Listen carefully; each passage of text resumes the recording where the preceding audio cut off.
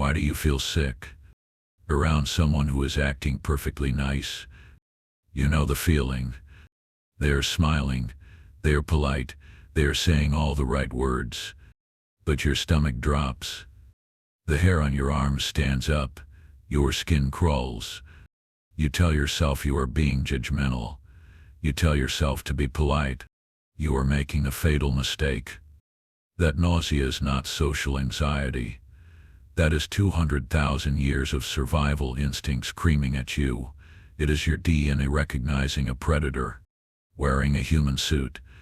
Here is a question that will haunt you. Why does the human brain have a dedicated circuit for detecting things that look human, but are not? Evolution is an economist. It does not waste energy on useless features. We have fear of heights to stop us from falling. We have fear of snakes to stop us from being bitten. So, if we have a deep biological fear of things that look human but are slightly off, what does that tell you about our history?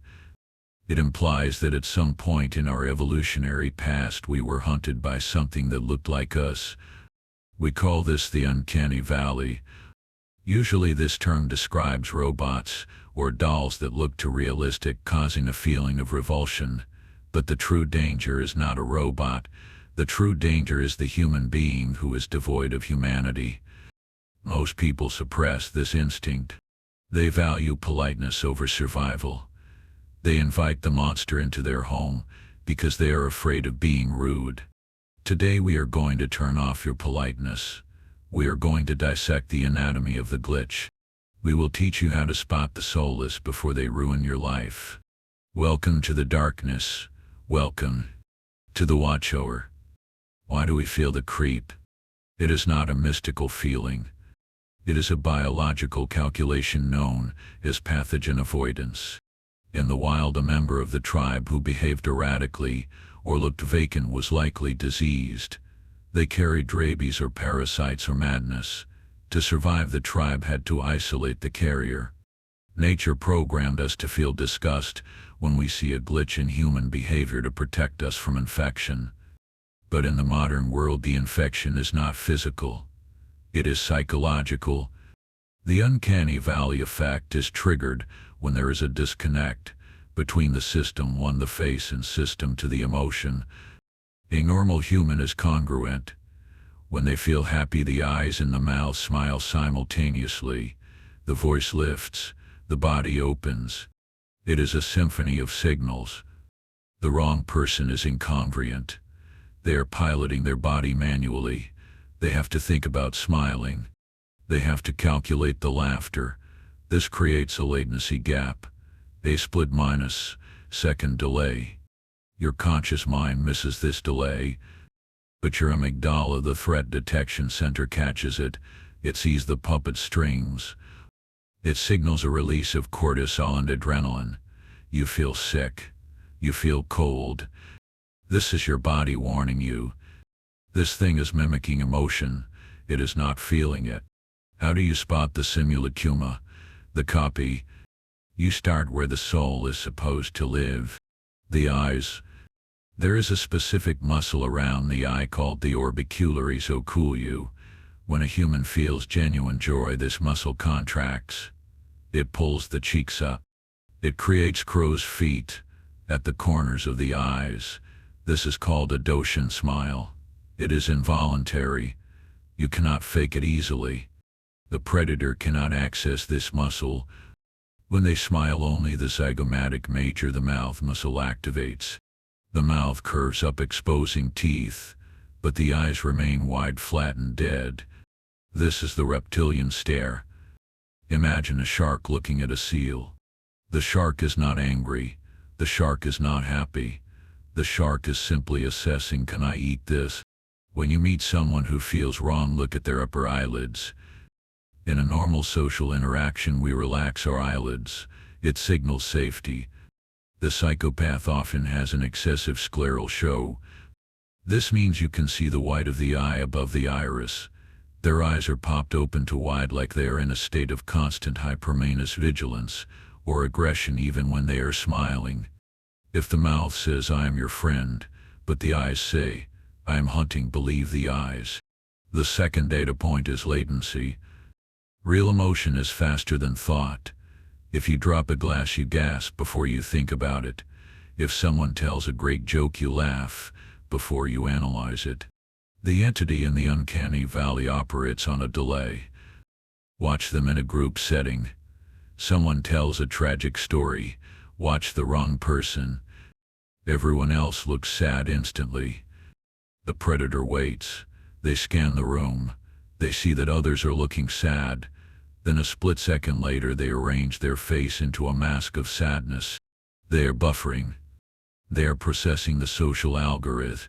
The input sad story, output sad face. This delay is often only a few hundred milliseconds, but your brain notices it. It registers as fake. Also watch for the stop menace start glitch. Genuine emotion fades slowly. If you stop laughing, the smile lingers on your face for a few seconds as the chemicals dissipate. The predator treats emotion like a light switch.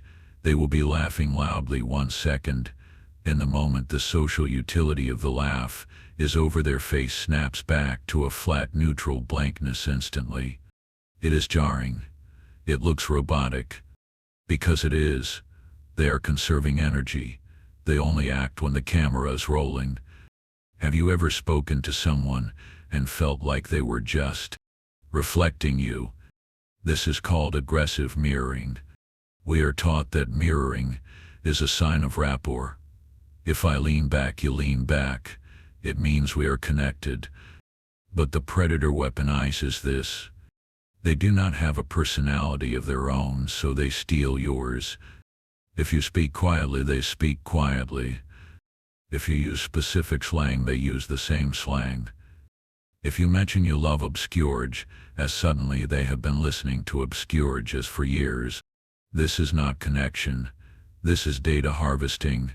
They are building a mask that looks exactly like the person you trust most, yourself. But the uncanny valley feeling comes from the intensity. They mirror you too perfectly, too quickly. It feels intrusive. It feels like they are wearing your skin. If you feel like you have met your soulmate after 20 minutes, and they agree with every single thing you say, run. You have not met your soulmate. You have met a mirror designed to disarm you. So you have spotted the signs. The dead eyes. The delayed reactions. They are the dark triad. Narcissists, psychopaths, Machiavellian-esque. They are not necessarily serial killers. They are your middle manager. They are your ex-manus partner. They are the nice guy neighbor. They suffer from a condition called city hates, or a lack of emotional empathy. They understand emotions intellectually like a math problem, but they do not feel them viscerally. To survive in society, they must construct a person suit. They watch movies to learn how to hug. They study books to learn how to comfort a crying friend. They are method actors in a play that never ends. The wrongness you feel is the seam in the suit. It is the moment the mask slips. Perhaps you saw a flash of duper's delight. This is a micro-manus expression, where a person gets away with a lie and, for a fraction of a second, a smirk of contempt flashes across their face. They are mocking you for believing them. Perhaps you saw the flat effect. Something terrible happens, and they just stare. No shock, no fear, just observation. Your brain screams MO and STER. But your social conditioning whispers be polite.